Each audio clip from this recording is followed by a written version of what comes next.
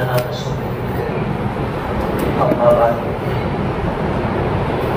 قال النبي صلى الله عليه وسلم الكيس من دان نفسه وعمل لما بعد الموت أو كما قال عليه الصلاة والسلام۔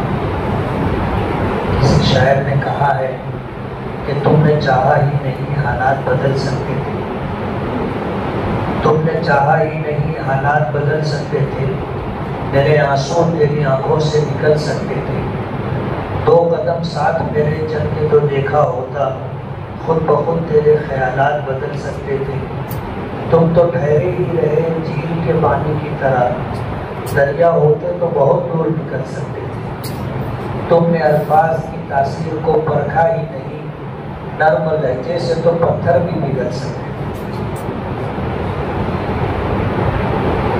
علماء کرام، مفتیان نظام، میرے دوستوں،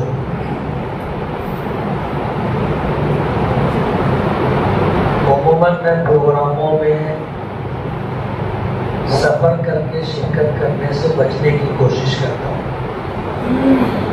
مدرسوں کا پروگرام ہو، سیرت کے پروگرام ہو، اصلاح معاشرہ کے پروگرام ہو، میں اپنے شہر میں رہ کر کے کام کرتا ہوں، اور اللہ پاک کا بے پناہ کرم ہے، اللہ نے مجھے اپنے شہر میں جو عزت بخشی ہے بہت کم لوگوں کو نصیب ہوتی۔ عام طور پر دیکھا جاتا ہے کہ اچھے عالم، اچھے با اثر افراد اپنے مقام پر، اپنے وطن میں ان کی وہ عزت نہیں ہوتی جو پذیرائی ان کی بیرون شہر میں ہوتی۔ یہ مشاہدے کی بات ہے۔ اپنے شہر میں اگر ان کے نام سے کوئی جلسہ رکھا جائے، کوئی پروگرام ترتیب کیا جائے تو کم لوگ شریک ہوتے، لیکن جب وہ سفر کر کے کسی دوسرے شہر میں جاتے ہیں تو بہت بڑے اور کامیاب پروگرام ان کے نام سے منعقد ہوتے ہیں۔ لیکن اللہ کا احسان ہے، مجھے اللہ نے اپنے شہر میں جو عزت بخشی ہے کم لوگوں کو نصیب ہوئی، اور غالباً یہی وجہ ہے کہ میں اس سفر میں کامیاب رہا۔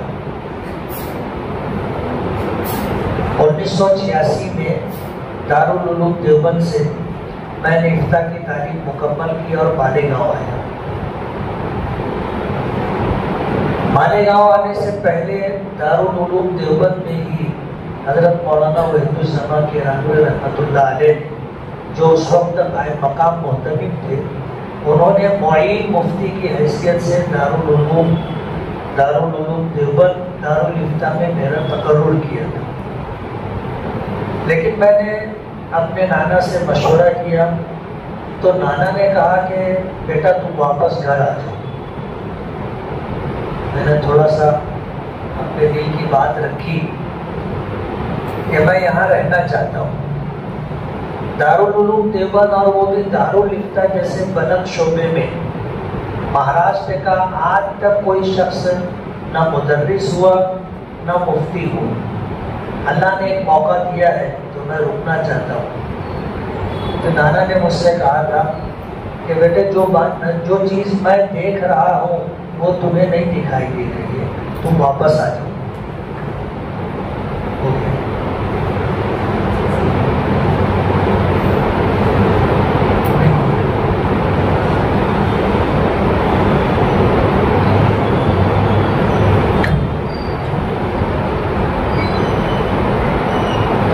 کہنے لگے کہ بیٹے جو چیز میں دیکھ رہا ہوں وہ تم نہیں دیکھ رہے، تم آ جاؤ۔ تو معین مفتی کی تقرری کے بعد میں واپس اپنے وطن آ گیا۔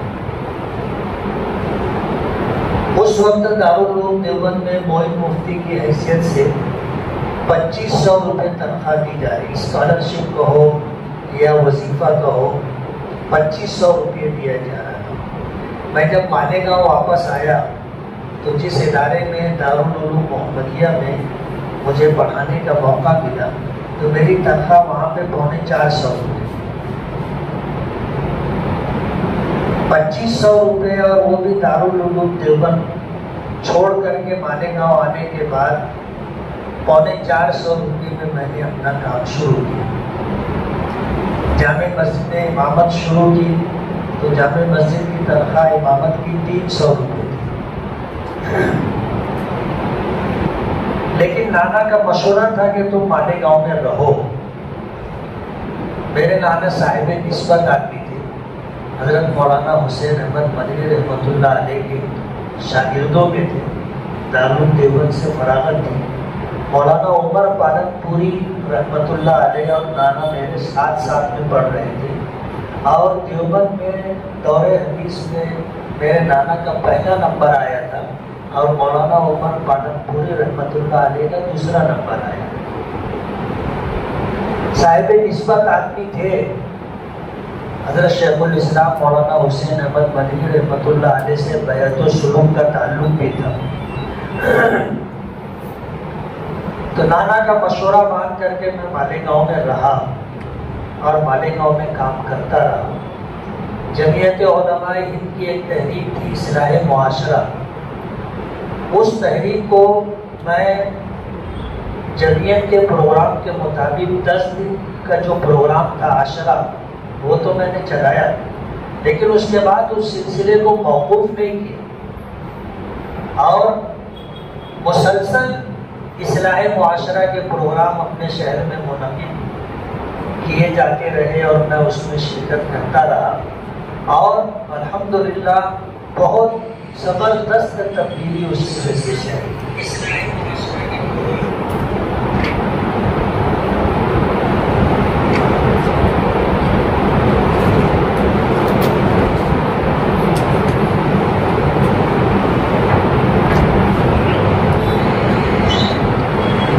اصل مقرر مولانا ہے,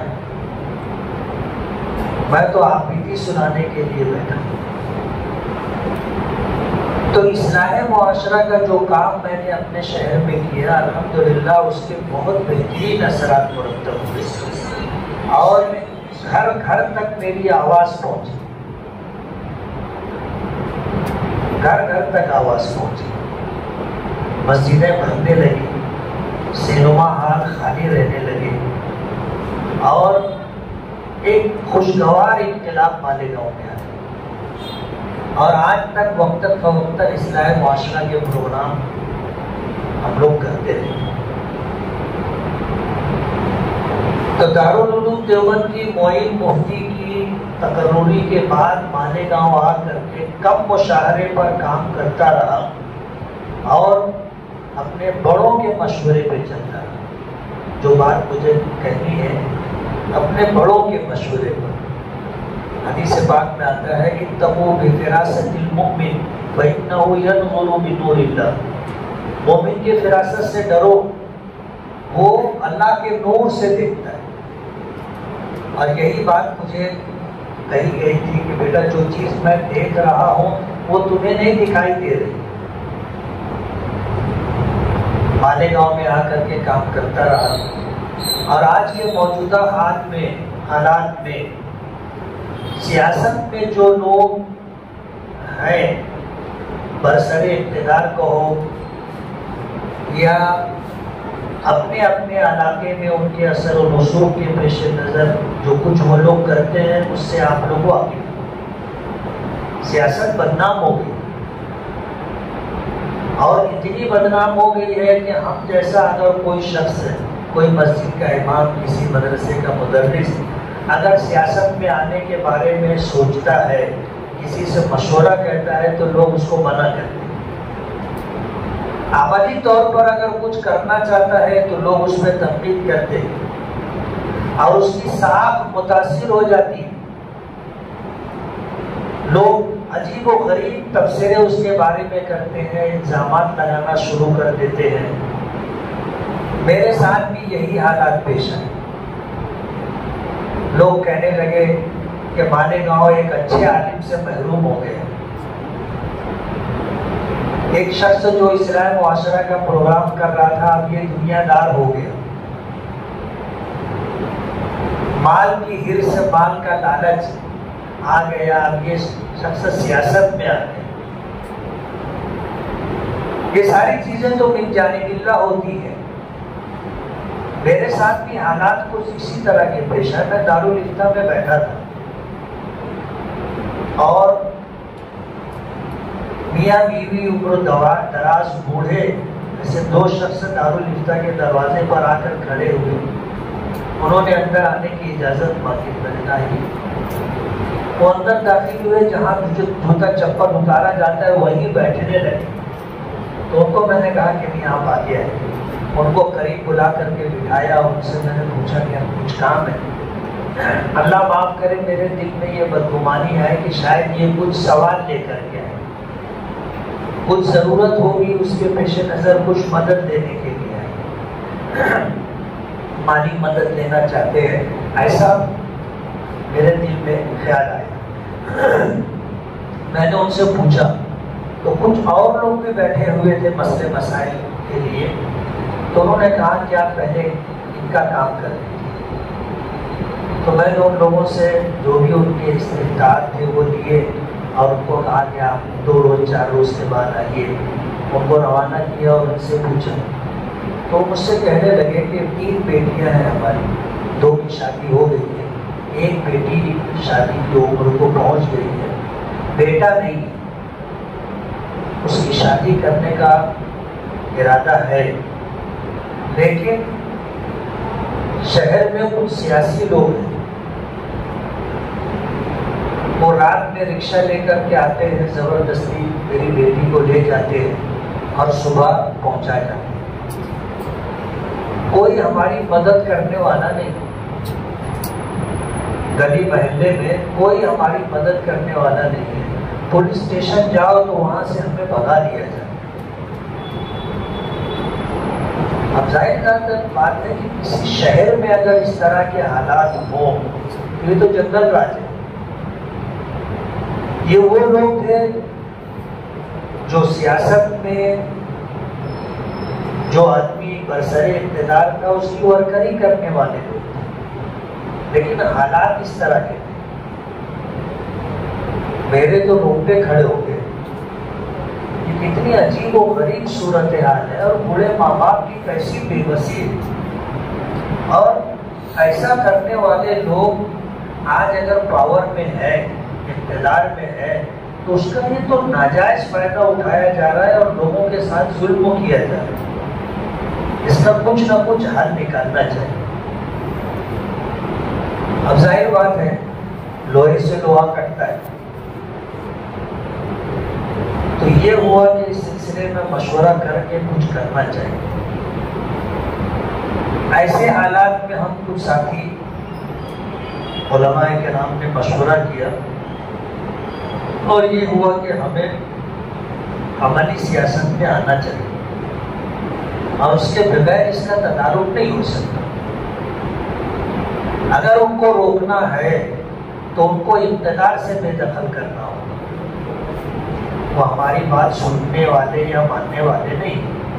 جو وہ کر رہے ہیں یہی کرتے آئے ہیں اور یہی کرتے رہیں گے. ہم 2-4 لوگ مشورہ کیا اور مشورہ کرنے کے بعد ہم نے کہا کہ آنے والا کارپوریشن کا الیکشن ہے, اس میں ہم لوگ کوشش کرتے ہیں. تو اس وقت جو ہے ہم نے ایک سیاسی پارٹی کا رجسٹریشن کرایا تیسرا محاذ کے نام سے. تیسرا محاذ, 3rd front, تیسرا محاذ کے نام سے رجسٹریشن کروایا اور کارپوریشن میں ہم نے امیدوار اتارے. اور ہم نے جو محنت کی تھی اور جو عنوان ہم نے اختیار کیا تھا وہ اچھائی اور برائی کا. عام طور پر سیاست کو لوگ برا سمجھتے ہیں حالات کی وجہ سے اور اس فیلڈ میں جو افراد ہیں ان کی حرکتوں کی وجہ سے, ورنہ سیاست دین کا ایک اہم حصہ ہے. سیاست کے معنی جہاں حکومت چلانے کے ہیں, سیاست کے معنی جہاں عوام کے لیے بہتر سے بہتر نظم و نسق کیا جا سکتا ہو, حکومت چلانے کا جو تجربہ ہے اس کو لینا اور لوگوں کو امر و نہی کے ذریعے اصلاح کے قریب لانا، بھلائی اور اچھائی کے قریب لانا اور برائی سے دور کرنے کی کوشش کرنا، یہی سیاست ہے۔ اور اس کے بغیر تو دنیا کا نظام چلنے والا نہیں، ایک گھر کا بھی نظام نہیں چلے گا۔ اور میرا تو ایسا ماننا ہے کہ سیاست خدمت کا سب سے بڑا میدان، سیاست خدمت کا سب سے بڑا میدان ہے کہ آپ عوام کی دینی اور دنیاوی دونوں ضرورت آپ پوری کر سکیں۔ دینی اور دنیاوی دونوں ضرورت آپ پوری کر سکتے ہیں۔ دینی ضرورت ہم لوگ مسجد مدرسوں سے، اصلاح معاشرہ سے، وعظ و خطابت کے ذریعے تو پوری کرتے رہتے ہیں، دعوت و تبلیغ کے ذریعے یہ کام ہوتا رہتا ہے، لیکن دنیاوی معاملات میں ہم لوگ دوسروں کے دست نگر ہیں۔ ایک چھوٹا بھی کام اگر کرانا ہوتا ہے تو ہمیں کسی ایسے شخص کے پاس جانا پڑتا ہے جس کے پاس جانا ہم پسند نہیں کرتے، لیکن ہماری مجبوری ہے، اس فیلڈ میں ہم ہیں نہیں اور ہمارے لوگ ہیں نہیں، تو جو لوگ ہیں ان کے ہی پاس جانا پڑتا ہے۔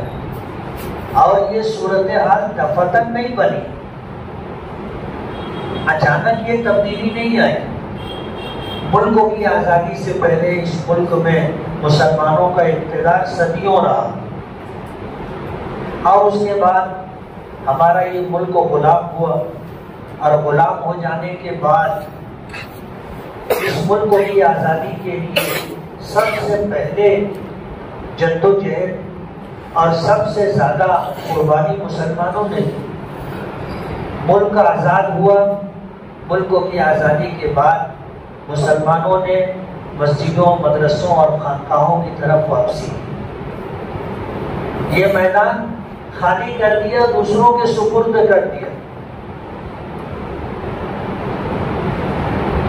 ہمارے جو علماء اور مجاہدین تھے، ملکوں کی آزادی کے بعد انہوں نے یہ فیلڈ چھوڑ دی۔ جمعیت علماء جیسی تنظیم جو ملکوں کی آزادی کے لیے وجود میں آئی تھی، اس نے بھی اپنے دستور میں تبدیلی کی، اور یہ تبدیلی کی کہ جمعیت علماء آج سے سیاست میں عملی طور پر نہیں رہے، سیاسی میدان چھوڑ کر کے قوم و ملت کے جو بھی کام ہوں گے، مسائل ہوں گے، ان کو حل کرنے کے لیے جدوجہد کرتی رہے گی۔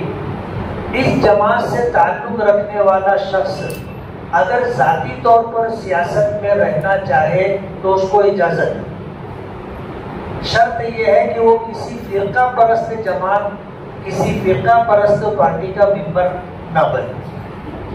وہ سیاست میں رہ سکتا ہے لیکن من حیث الجماعت نہیں، ذاتی اعتبار سے انفرادی طور پر اگر وہ یہ کام کرنا چاہے تو کر سکتا ہے۔ اب ظاہر بات ہے کوئی جماعت بھی نہیں رہی، کوئی پارٹی بھی نہیں رہی، اور ہمارے اکابرین اور بزرگوں نے یہ فیلڈ چھوڑ دی، اور جن کے پاس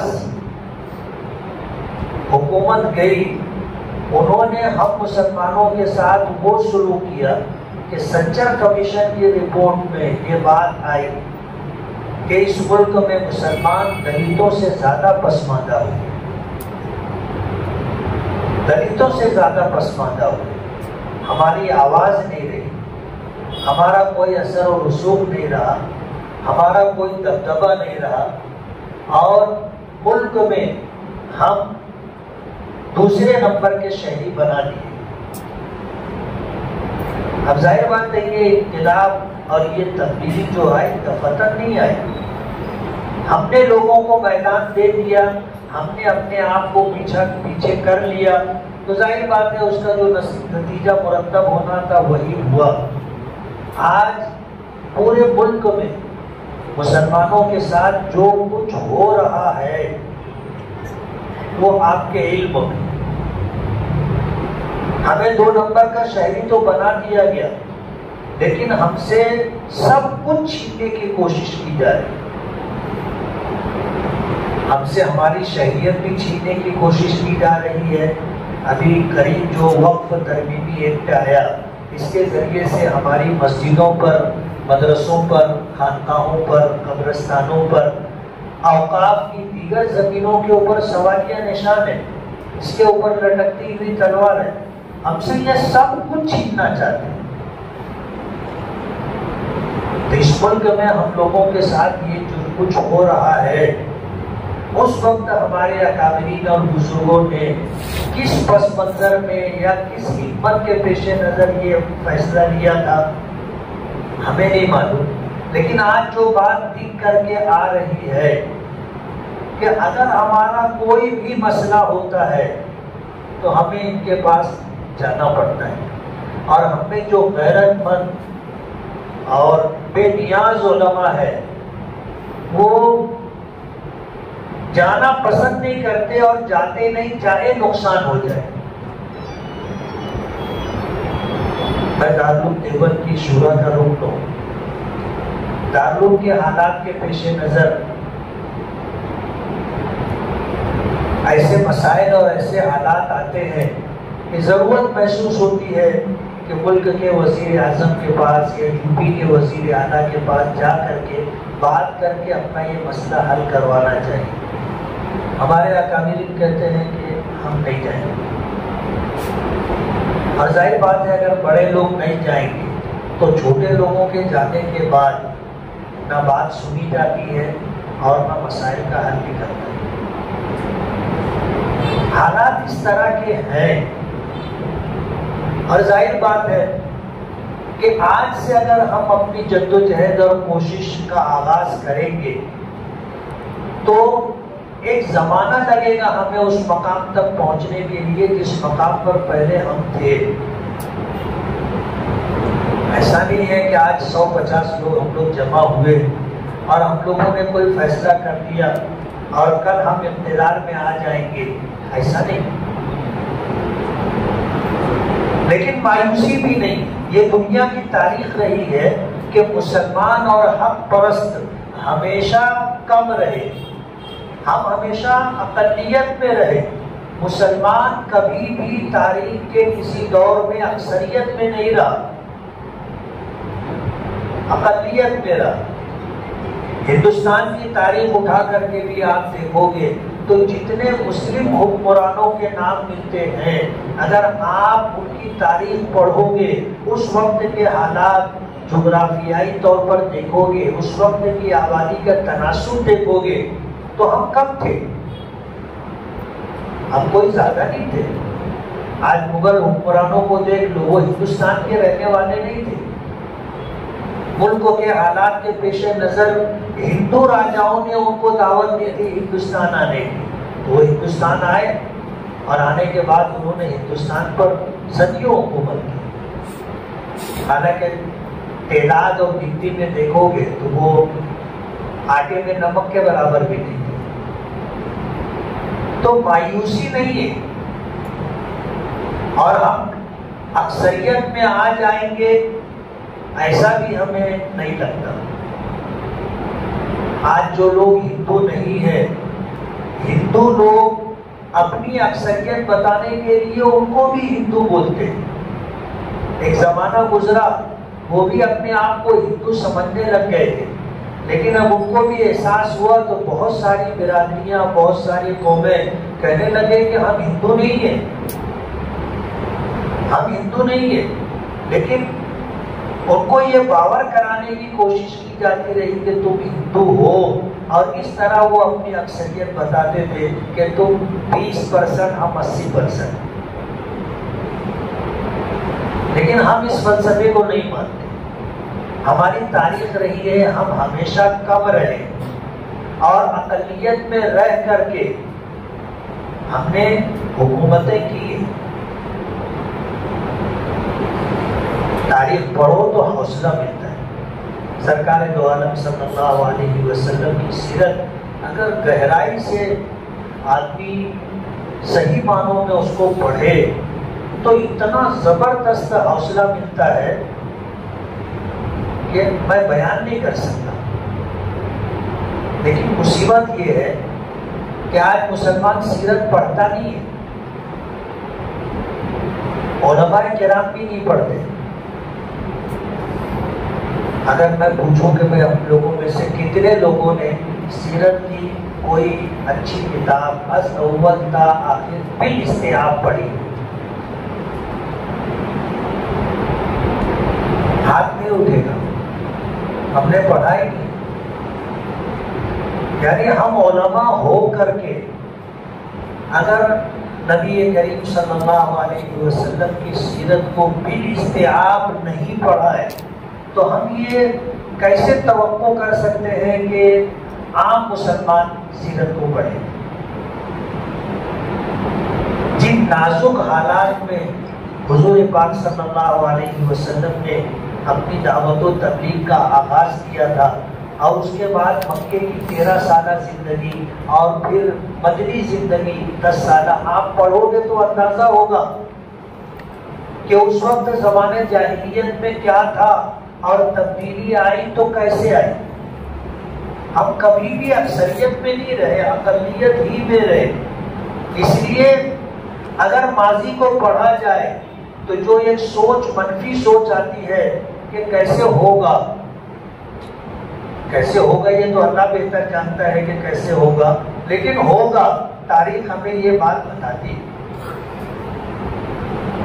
اس لیے ہم لوگوں نے جو سیاست کا میدان چھوڑ دیا، اور سیاست کا میدان چھوڑ دینے کی وجہ سے آج جن لوگوں کو موقع ملا ہے وہ خالص دنیا دار، ان کو دین دھرم سے کوئی لینا دینا نہیں ہے۔ اور ہندوستانی حکومت کا دستور بھی یہی ہے کہ یہاں کی جو حکومت ہوگی وہ لا مذہبی ہوگی، سیکولر ہوگی، ان کا حکومت کا اپنا کوئی مذہب، کوئی دھرم نہیں ہوگا۔ یہ ہمارے دستور میں۔ اب ظاہر بات ہے کہ ہم بھی ہندوستان کی عوام ہے اور ہمیں بھی دستور اس بات کا حق دیتا ہے، لیکن اگر اس راستے پر ہم نہیں ہیں تو یہ ہماری اپنی کوتاہی، ہم کو کسی نے منع تو نہیں کیا تھا۔ آج بھی کوئی منع آپ کو قانوناً دستوری طور پر روک نہیں سکتا، لیکن اس کے لیے عملی جدوجہد ضروری، ماحول بنانا ضروری، اپنی قوم کو ہمت، حوصلہ دینا ضروری، اور جو ایک سوچ بن گئی کہ ملک کی آزادی کے بعد جب ہمارے اکابرین، علماء اور بزرگوں نے، مجاہدین نے اس میدان کو چھوڑا تو جو نقصان ہونا تھا وہ تو ہوا، لیکن اسی کے بعد اس سے بڑا نقصان یہ ہوا کہ آج دیندار طبقہ سیاست کو شجر ممنوع سمجھتا ہے۔ اور جیسا میں نے کہا کہ جب ہم جیسا کوئی شخص کسی مسجد کا امام، کسی مدرسے کا مدرس، مکتب کا مدرس اگر اس راستے میں آنا چاہے تو اس کو بڑے لوگ منع کرتے ہیں، کیا کر رہے ہو تم، کہاں جا رہے ہو؟ اور عام لوگ عجیب و غریب تبصرے شروع کر دیتے، الزامات لگنے لگ جاتے ہیں، اور اس طرح کے حالات بنتے ہیں کہ آدمی اگر چلنا چاہے تو چلنا مشکل ہے۔ 2007 میں جب اس طرح کے حالات بنے اور ہم نے یہ فیصلہ کیا کہ ہم کو اب سیاست میں آنا چاہیے، اور ہم نے فیصلہ لینے کے بعد جب عملی طور پر آغاز کیا تو الحمدللہ کارپوریشن کے الیکشن میں کانگریس جیسی نیشنل پارٹی کو 29 سیٹیں ملی تھی اور ہم لوگوں نے 28 سیٹوں پر کامیابی حاصل کی۔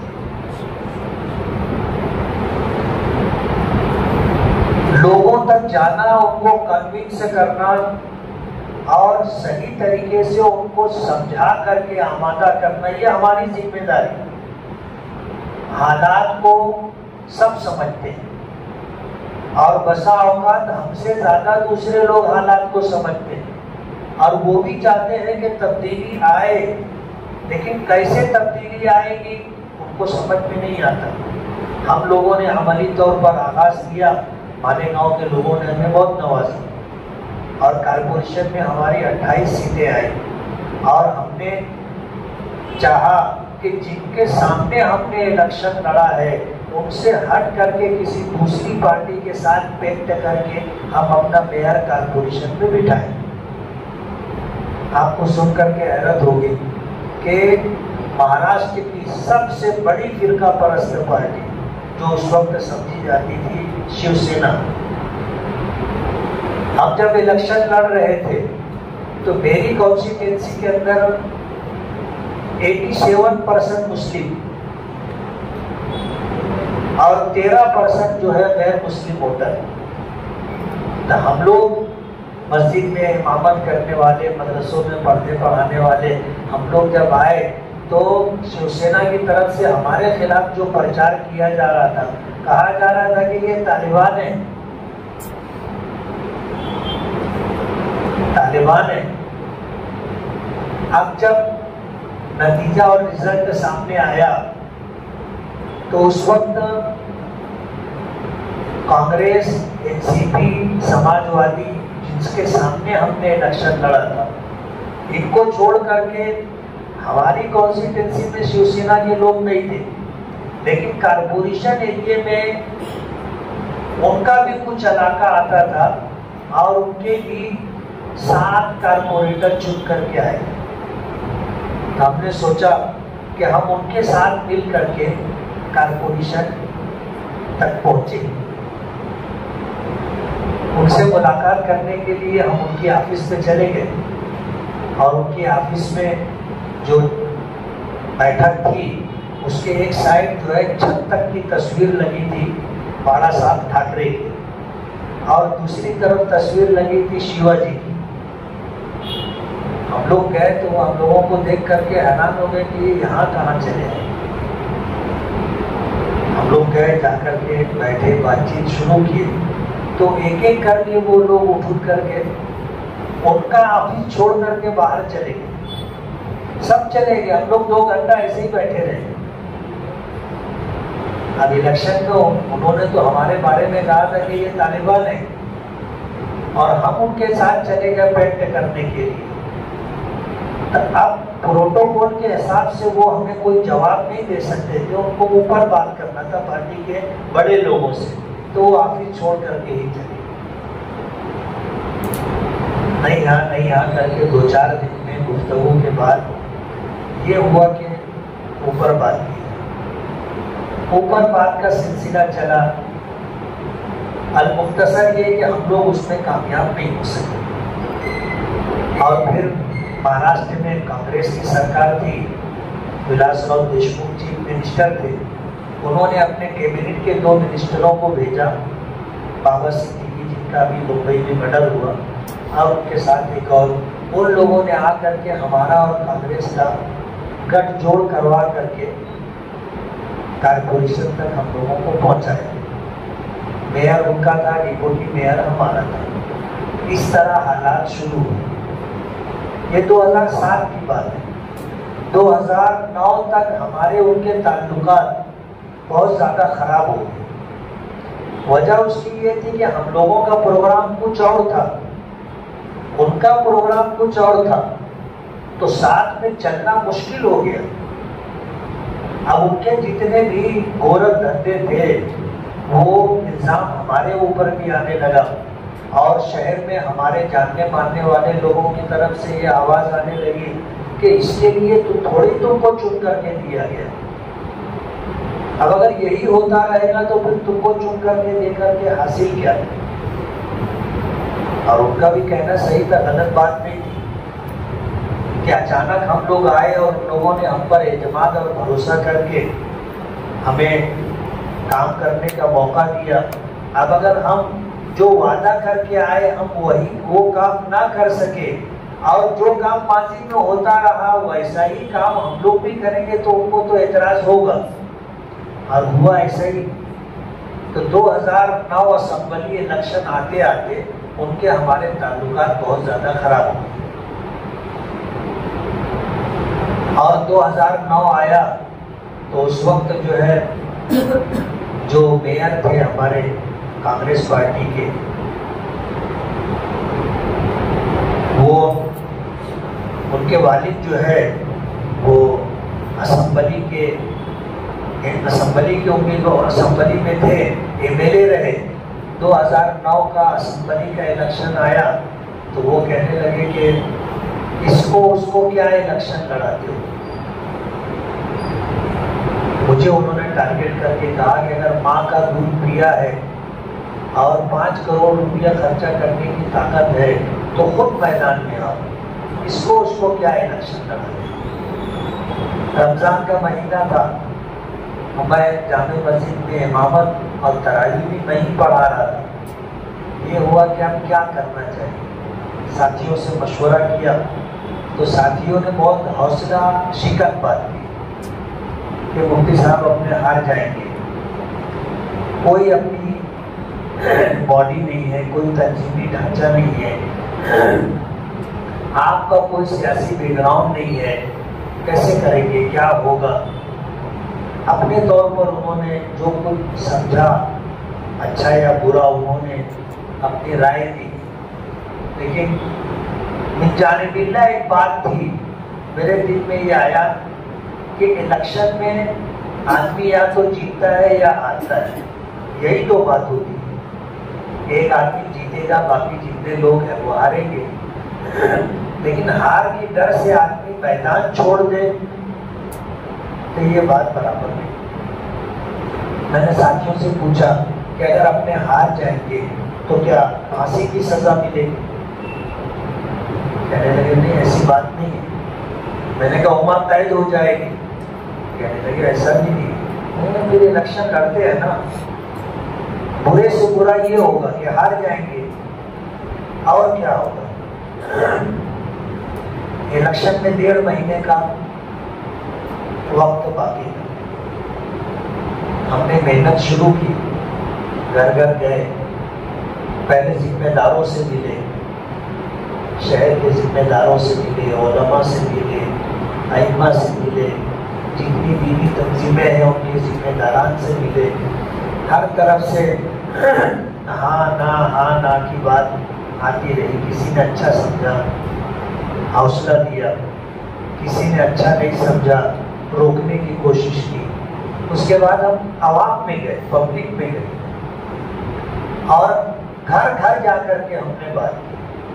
عام طور پر کارپوریشن کا الیکشن ہو، میونسپلٹی کا الیکشن ہو، ضلع پریشد کا الیکشن ہو، گرام پنچایت کا الیکشن ہو تو آدمی چھوٹا ہلکا ہوتا ہے، گھر گھر چلا جاتا ہے، لیکن اسمبلی کا الیکشن ہو یا پارلیمنٹ کا الیکشن ہو تو ہر گھر جانا بہت مشکل ہے۔ لیکن ہم اٹھے تو ہم نے گھر گھر جانے کا سلسلہ شروع کیا۔ صبح 8 بجے نکلتے تھے، رات کے 8 بجے تک چلتے ہی رہتے تھے، گھر گھر جانا اور ہر گھر پر جا کر کے ان سے بات کرنا کہ بھئی ہم الیکشن لڑ رہے ہیں، ہمیں آپ کا ووٹ چاہیے، آج ہماری ضرورت ہے، ہم آپ کے دروازے پر آئے ہیں، کل آپ کا کام رہے گا، آپ آواز دینا، ہم ضرور آئیں گے۔ لوگوں کے لیے ایک نئی بات تھی، گھر گھر گئے اور ہم نے لوگوں کے سامنے یہ بات رکھی کہ آپ اگر ہمیں ووٹ دینا چاہتے ہو تو ہمیں 1 روپیہ دینا، آپ اگر ہمیں ووٹ دینا چاہتے ہو تو ہمیں 1 روپیہ دینا۔ جن کے گھر 2 ووٹ تھی انہوں نے 2 روپیہ دیا، 4 ووٹ تھی تو 4 روپیہ دیا، 10 ووٹ تھی تو 10 روپیہ دیا، ایسے 84,000 کچھ 100 روپے جمع ہوئے۔ ہمیں اندازہ ہو گیا کہ اتنی ووٹ تو ملنا چاہیے، اور پھر اس کے بعد ہم نے یہ سوچ کر کے کہ کسی کے گھر 4 ووٹ ہوگی تو اس نے 5 روپیہ دے دیا ہوگا، 7 ووٹ ہوگی، 8 ووٹ ہوگی تو اس کے پاس کھلے نہیں ہوں گے تو 10 روپیہ دے دیا ہوگا۔ تو ایسا کرتے ہیں کہ اس کو تھوڑا، تو 12,000 84,000 میں سے ہم نے 12 کم کیے، تو 72,000 ووٹ ہمیں ملنا چاہیے، ایسا ہمارا ٹارگیٹ تھا۔ اور ہم محنت کرتے رہے اور اللہ کے فضل سے 75,000 ووٹ ملے۔ اور اس سفر میں میرے گھر کا کوئی فرد میرے ساتھ نہیں تھا، بھائی بہن لوگ بھی کہتے تھے کہ بھیا کہاں یہ کام شروع کیا، تو اپنا کام نہیں ہے، یہ اپنا کام نہیں ہے۔ اب سارے بھائی بہن عالم بھی ہیں، حافظ بھی ہیں، تو سب کہتے تھے کہ بھیا یہ اپنا کام نہیں ہے۔ تو گھر کا کوئی شخص میرے لیے ووٹ مانگنے کے لیے کہیں نہیں گئے. دیندار لوگ بھی ساتھ نہیں دے رہے تھے کہ مفتی صاحب راستہ بھٹک گئے. مفتی صاحب راستہ بھٹک گئے. لیکن ہم لوگ محنت کرتے رہے. 2009 میں اسمبلی الیکشن میں تقریباً 15,000 ووٹوں کی لیڈ سے چن کر کے آئے. اور آپ کو سن کے حیرت ہوگی 1 روپیہ بھی خرچہ نہیں کیا. الٹا میں نے لوگوں سے کہا کہ آپ کو اگر مجھے ووٹ دینا ہے تو 1 روپیہ دینا.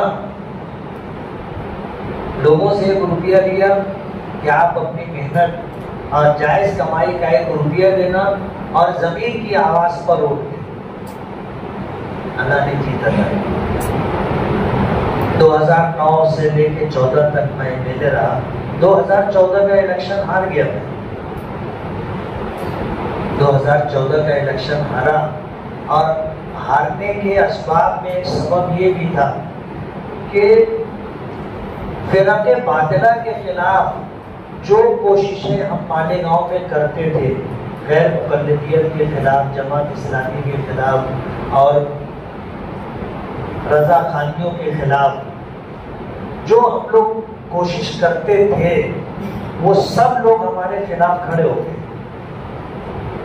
تبلیغی جماعت بھی میرے خلاف ہو گئی اور جمعیت علماء جس کا میں خود ممبر تھا وہ بھی ہمارے خلاف ہو گئی.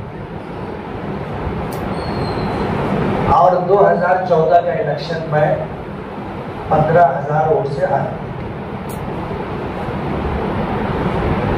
لوگوں نے میرے متعلق یہ بات چلائی کہ 2009 میں ان کے پاس پیسہ نہیں تھا، ہم نے ان کو پیسہ بھی دیا ووٹ بھی دی. اب 5 سالوں میں انہوں نے بہت کما لیے. 200 کروڑ کما لیے، 300 کروڑ کما لیے. اس طرح کے الزامات جب لگائے گئے تو لوگوں کا ذہن تبدیل ہو گیا اور یہ تمام دینی جماعتیں، تنظیمیں سب خلاف میں تھیں. میں الیکشن ہار گیا لیکن ہمت نہیں ہارا. جیت ہار تو ہوتی ہے. 2014 سے 2019 تک میں مسلسل محنت کرتا رہا. پبلک کا کام کرنا اور تمام جماعتوں کے ذمہ داران سے تعلق بنانا اور اپنے طور پر ان کی جو مدد ہو سکتی ہو وہ مدد کرنا. 5 سال میں حالات تبدیل ہو گئے. 2019 کا الیکشن میں نے لڑا سب کو سمیٹ کر کے. 2019 کے الیکشن میں 38,000 سے زائد ووٹوں کی لیڈ سے میں جیت گیا. 5 سال گزرے. 2024 کا الیکشن ہے.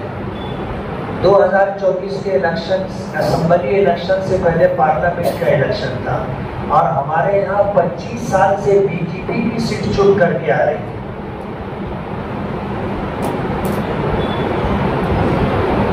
تو کانگریس پارٹی کا امیدوار جب ہمارے یہاں کانگریس پارٹی نے بھرتی کا دیا، ان کو بھی یہ لگتا تھا کہ 25 سال سے یہاں ہار رہے ہیں، ابھی بھی جیتنے کی کوئی امید نہیں ہے، لیکن امیدوار دینا ہے.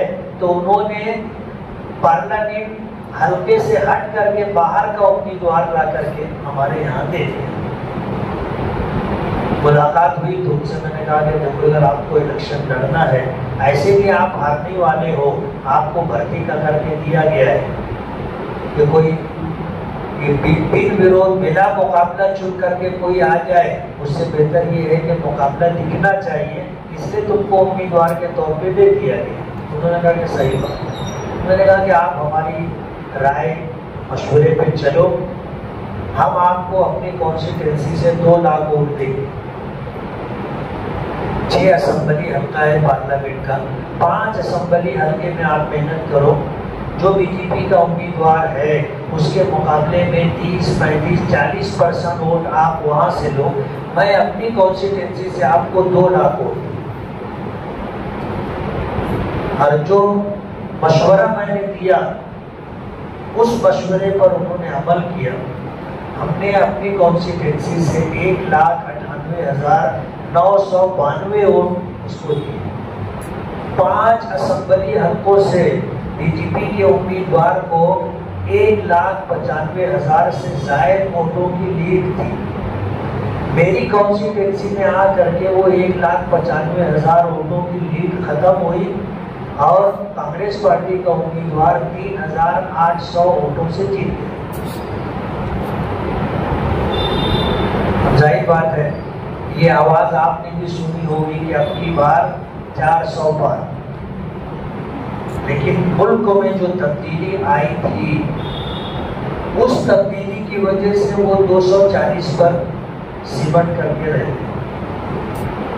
اور کرناٹک کے علماء اور آپ کے یہاں کے جو بھی دینی تنظیموں، اداروں، دعوت و تبلیغ کے ذمہ داروں کی محنت اور کوشش کی، پورے ملک میں اس کو سراہا گیا، پورے ملک میں اس کو سراہا گیا۔ آپ لوگوں نے فرقہ پرستی کے خلاف متحد ہو کر کے جو یہاں کوشش کی، اسی کوشش کی وجہ سے آج کرناٹک میں کس کی سرکار ہے آپ کو پتہ ہے۔ پورے ملک میں آپ کے اس عمل کو پسندیدگی کی نگاہ سے دیکھا گیا۔ ہمارے یہاں تو جیسے ان کا امیدوار ہار گیا، تب انہوں نے مجھے ٹارگٹ کر دیا تھا کہ یہ سیٹ اسمبلی میں گرانی، یہ سیٹ اسمبلی میں گرانی ہے۔ تو میرے سامنے جو امیدوار تھا ان کی تمام ایسی فرقہ پرست پارٹیوں نے، ان کے بڑوں نے دامے دنامے قدمے سکھنے ہر طریقے سے ان کا تعاون کیا۔ ڈپارٹمنٹ ان کے ساتھ تھا، الیکشن کمیشن کے آفیسران ان کے ساتھ تھے، لیکن اس کے بعد بھی الحمدللہ 162 ووٹوں سے میں چن کر کے آیا، اور پورے مہاراشٹر میں سب سے کم ووٹوں سے چن کر کے میں آیا۔ 162 ووٹ سب سے کم ووٹ ہے جس ان کو حیرت اس بات پر ہوئی کہ ہم نے ان کے مقابلے میں پیسہ بھی دیا، ٹیم بھی اتاری، ایجنسیاں بھی بھیجی، ڈپارٹمنٹ اور کمیشن کی طرف سے مدد بھی کروائی، اس کے بعد بھی یہ مولانا چن کے آ گیا۔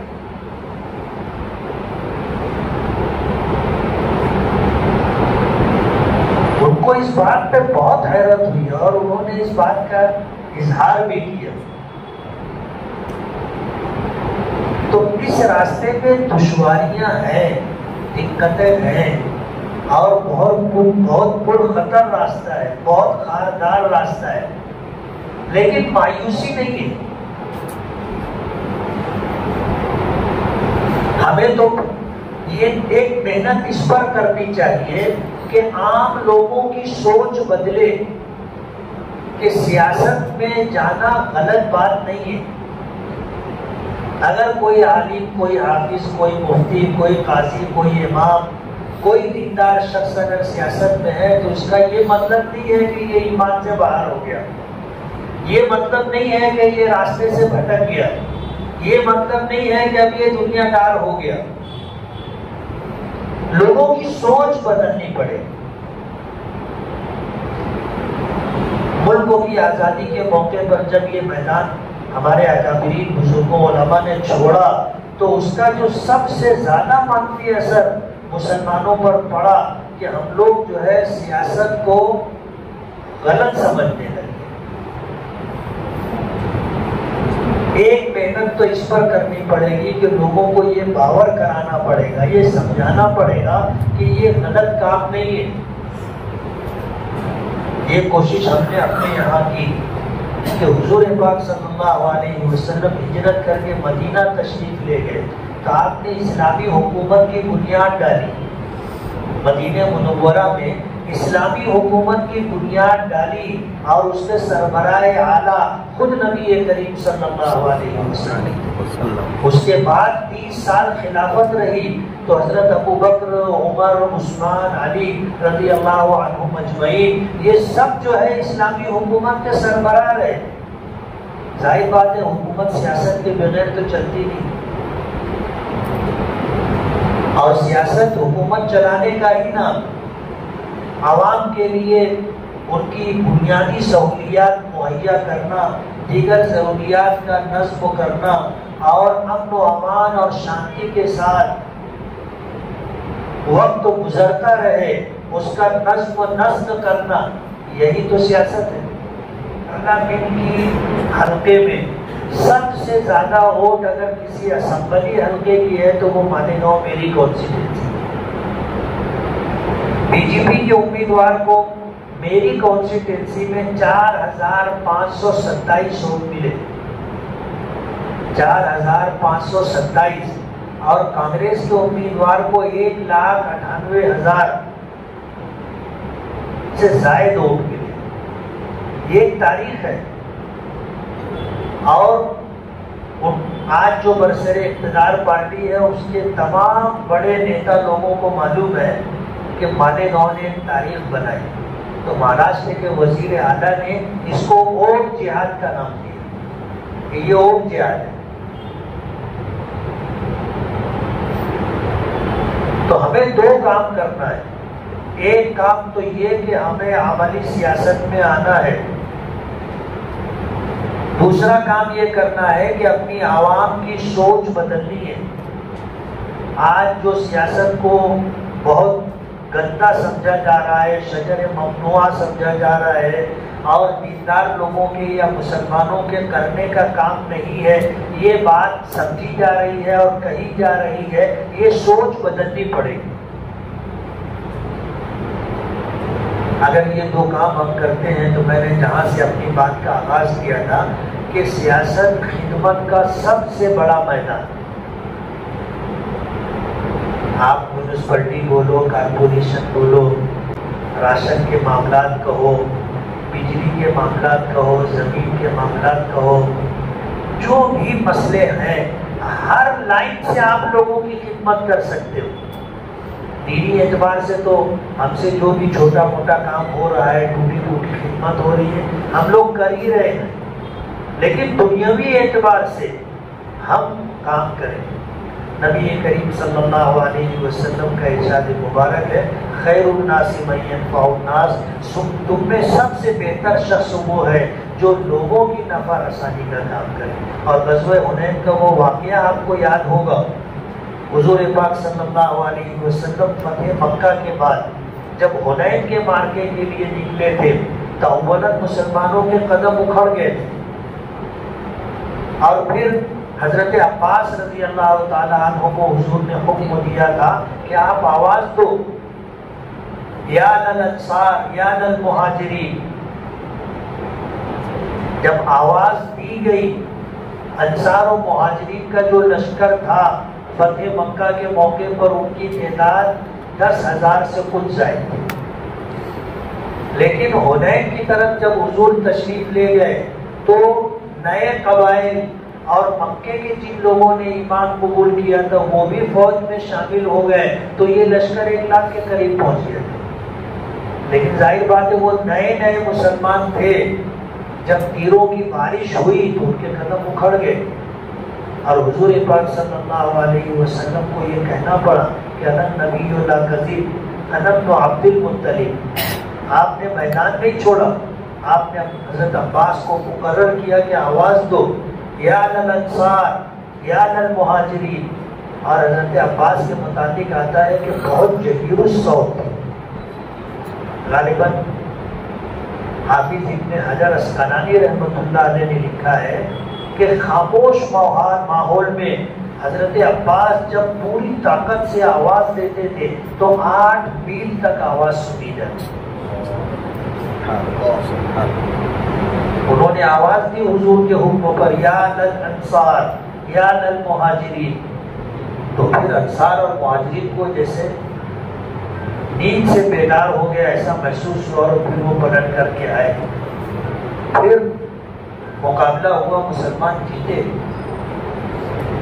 اور جو لوگ آئے تھے اس موقع پر 40,000 بکریاں، 3,000 اونٹ اور سونا چاندی اور ان کے بیوی بچے، وہ سب کو لے کر کے آئے تھے نا، کہ ہم میدان چھوڑ کر کے نہیں بھاگیں گے، جب بیوی بچے یہاں رہیں گے تو آدمی بھاگ کے جائے گا کہاں؟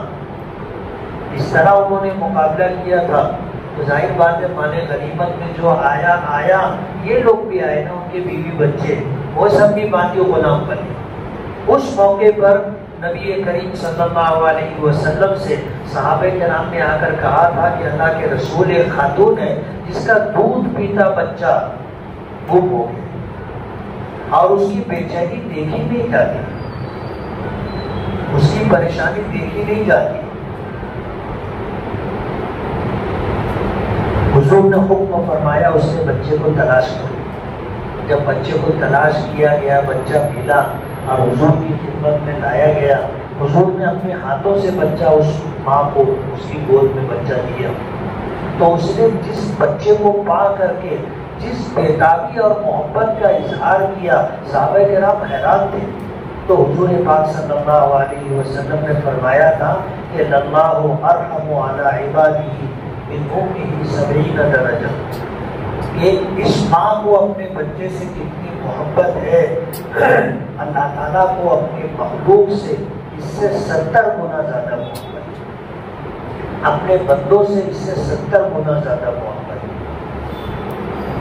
حضرت عبداللہ ابن عباس کا وہ واقعہ کہ آپ مسجد نبوی میں معتکف تھے، ایک شخص کو دکھا کہ روضہ مبارک پر بیٹھا ہے اور بہت بری حالت میں ہے. تو پوچھا کہ کیا بات ہے؟ تو انہوں نے کہا کہ مجھ پر کسی کا حق ہے اور میں اس کی ادا کرنے کی قدرت نہیں رکھتا. عبداللہ ابن عباس نے کہا تھا کہ کیا میں تمہاری سفارش نہ کر دوں؟ میں نے نہیں کر دوں. تو وہ اپنا جوتا اٹھا کر مسجد سے باہر نکلنے لگے. تو اس شخص نے اعتکاف یاد دلایا کہ حضرت آپ معتکف ہیں.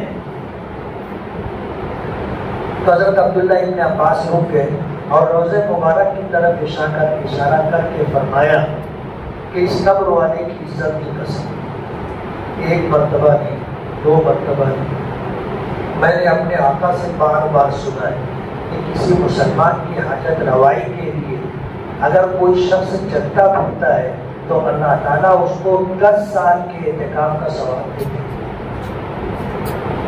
اور ایک دن کے اعتکاف کی فضیلت یہ ہے کہ اللہ تعالیٰ اس کے اور جہنم کے درمیان 3 ایسی خندقیں حائل فرما دیتے ہیں کہ ہر خندق کی چوڑائی اتنی ہے جتنی زمین سے آسمان کی. لوگوں کی حاجت روائی، اللہ کے بندوں کی خدمت اور مدد، یہ وہ عظیم الشان عبادت ہے کہ اس کی انجام دہی بہت بڑے اجر و ثواب کا باعث ہے. اور یہ میدان ہم نے چھوڑ دیا.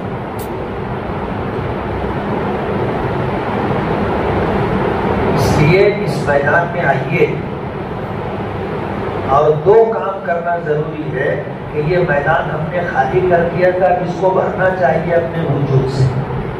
اور عام لوگوں کی سوچ بدلنی ہے کہ یہ غلط راستہ نہیں ہے، غلط پلیٹ فارم نہیں ہے. کوئی عالم، کوئی حافظ، کوئی امام اگر ایسا کرتا ہے تو وہ راستہ بھٹک گیا ہے یا دنیا دار ہو گیا ہے، مال کا حریص اور لالچی ہو گیا ہے. ایسی بات نہیں.